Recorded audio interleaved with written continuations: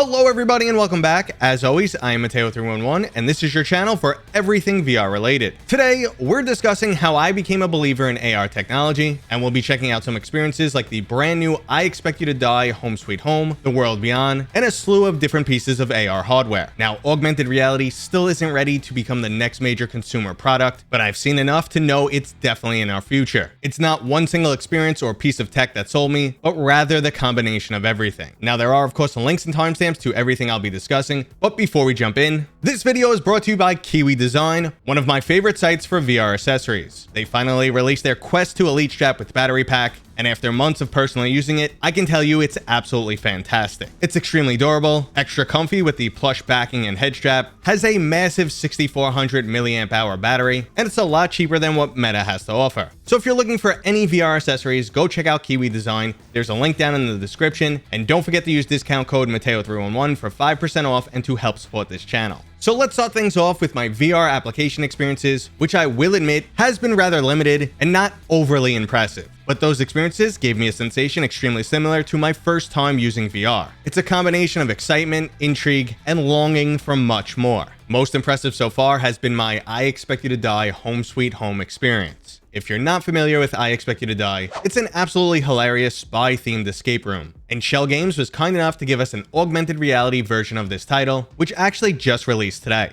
There's something extremely cool with an experience that seamlessly integrates into your real-life environment, and at one point, I was running around my room avoiding imaginary bees.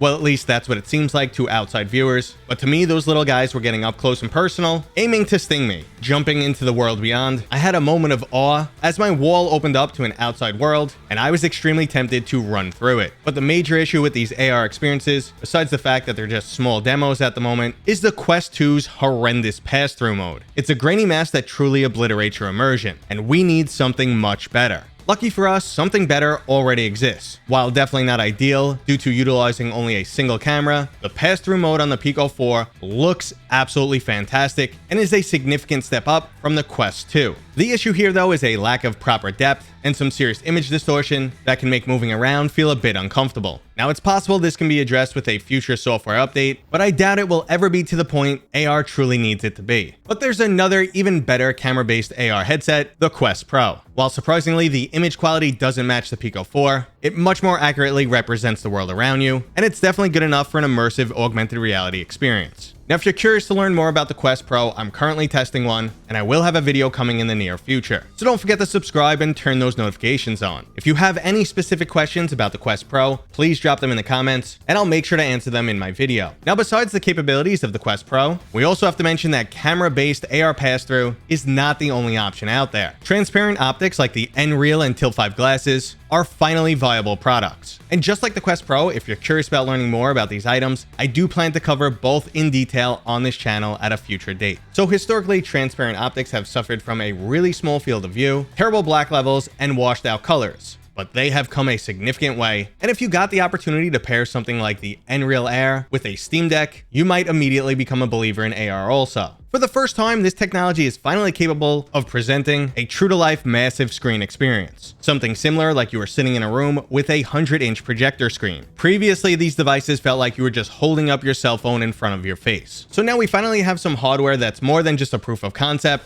but what about software applications? Now, like I said, there's not many great experiences just yet, but we know the desire is there when we take a look at a product like Pokémon Go. This phone-based augmented reality app has continually made more than 1 billion per year, and if you look at that on a per day basis, that's basically $4 million per day. The title peaked with over 230 million active users, and it's been downloaded over 500 million times. While it has seen some declines and resurgences throughout the last 6 years, it's still extremely successful, and this is just a cell phone based AR experience with minimal immersion. So I Expect You to Die Home Sweet Home gives us a nice little taste of how immersive AR can be. Pokemon Go shows us just how high the demand can actually be. But AR goes way beyond just gaming, something that Meta has really been trying to sell us on, and I finally get it. Being able to augment your environment, possibly add some color or windows into your poorly lit basement lair, adding a nice floating 100-inch TV screen when you don't actually own one, joining a video chat with someone in a manner that feels feels like you're actually in the room with that person. Or having the option to pull up useful information in front of your face while keeping your hands free could be extremely useful for baking, any sort of repair, or a multitude of other environments. Google Maps style walking directions, instant text-based translations. The sky is the limit when it comes to AR, and I want this right now. Unfortunately though, we still have a lot of work to do on both the hardware and software side. Each technology featured today all prove that AR is viable, but each also has their own separate issues, and we need a package that rolls it all into one. The Pico 4 pass-through was more of a novelty and not suitable for true AR. The NReal glasses are primarily just a viewing device. There's no compute unit, so you're dependent on attaching it to a phone, iPad, computer, etc. The Tilt 5, while extremely impressive, is currently a bit impractical. Not only is this an expensive device, it's only intended for gaming, doesn't contain any type of compute unit, and all of the currently supported games all require a PC. So besides the already expensive hardware, you'll be tethered to a laptop, which doesn't make for the best gaming experience. Now, the Quest Pro tries to be the all-in-one package, delivering us the gaming, social experiences, and business use cases that will make AR extremely exciting. But it also shows that the software and hardware is not ready for consumers. With a $1,500 price tag and a 1 to 2 hour battery life, it's just not at the point that we need AR to be. But after all of these experiences, I truly believe AR is our future. That really corny vision that Meta is trying to sell us, we will get there one day. We'll be augmenting our normal reality, blending it with a virtual environment, and even combine it with more typical technology, like a simple video call. Unfortunately though, it will be another 5 years or so before we're able to combine all of these technologies that I went through in the video. Or maybe I'm wrong here, and things will happen much sooner. What do you guys think? Let me know down in the comments. Are you excited for AR? Will it become common in less than 5 years? Or is this entire vision just one giant pipe dream? But that was today's video. I hope you guys enjoyed it. If you did, go ahead and give me a thumbs up. If you're new here, consider subscribing. And as always, I'll see you guys on next time.